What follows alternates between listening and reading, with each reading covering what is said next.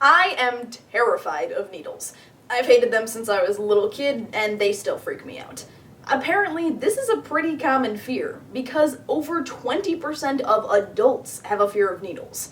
Obviously, being a diabetic, needles are a part of life. But there might actually be some other options.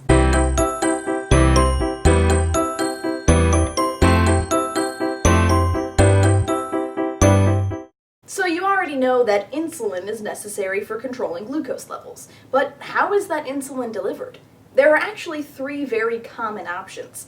First is regular injections with a needle and vial. Then there are insulin pens. And finally, there are insulin pumps. There are other options like an injection port, which uses a cannula like a pump, but you inject insulin into it with a syringe or pen. However, devices like this are less common. To start, you can always do regular injections. You draw insulin out of a vial with a syringe and inject it into a fatty area of your body, like an arm or your stomach. There are varying sizes of syringes based on the dosage of insulin you need, as well as the size of the needle. With injections, you will probably be using two types of insulin. One is rapid-acting, which you will use when you eat. The other is long-acting, which you would only take once per day. Next, there are insulin pens. These are vials of insulin with an attachable needle. These have the benefit of having smaller needles and are convenient to carry around.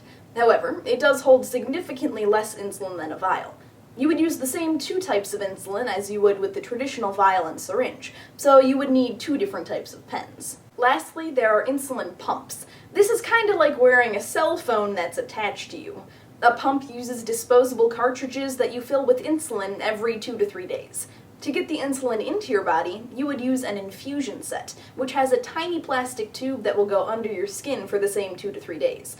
After that time, the site has to be rotated to a new location on your body.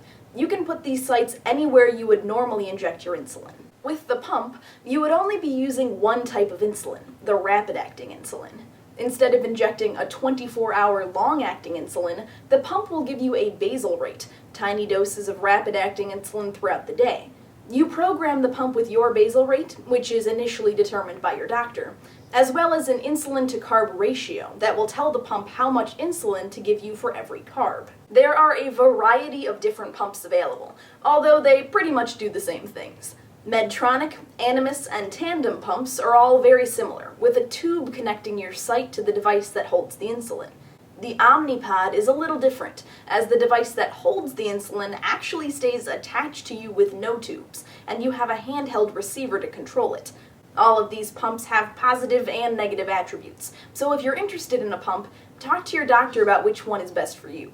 There are links down below to information about all of them. Personally, I wear the Tandem T-Slim because I like the accessibility and the software design. Whether you choose to wear a pump or not, you should absolutely talk to your doctor about all of the options available to you. You'll never know what you can have if you don't ask. Check out the rest of my videos for more information, and remember to stay sweet.